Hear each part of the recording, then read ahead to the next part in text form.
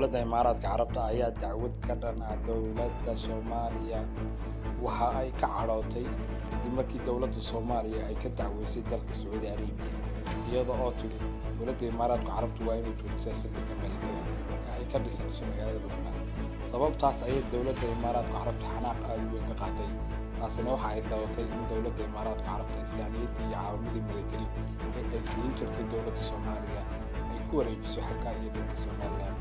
dowladda Soomaaliland ayaa aad u soo dhaweysay arrinka kadib markii ay codsi Imaaraadka uga yimid oo sheegay in ay ka aqbalaan in dowladda Imaaraadku ay u wareejiso dhanka Soomaaliland kana soo gudbisay tikada caalamiga ah saaniyadii iyo xogtii military ee siin jirtay Soomaaliya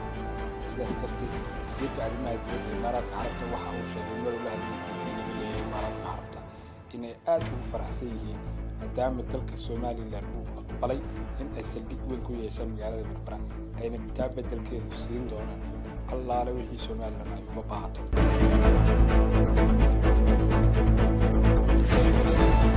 sidoo kale dowladda Soomaaliland ayaa aad u soo dhaweysay heshiiskaas iyadoo oo ku sheegtay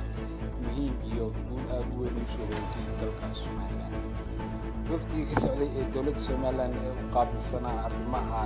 Berbera saldhigga Berbera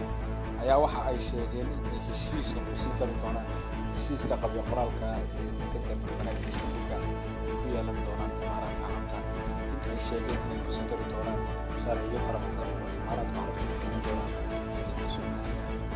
sharciyadaas oo aad ugu muhiimsan xagga militariga iyo ciidanka aad loo tababaraya xagga dhisidda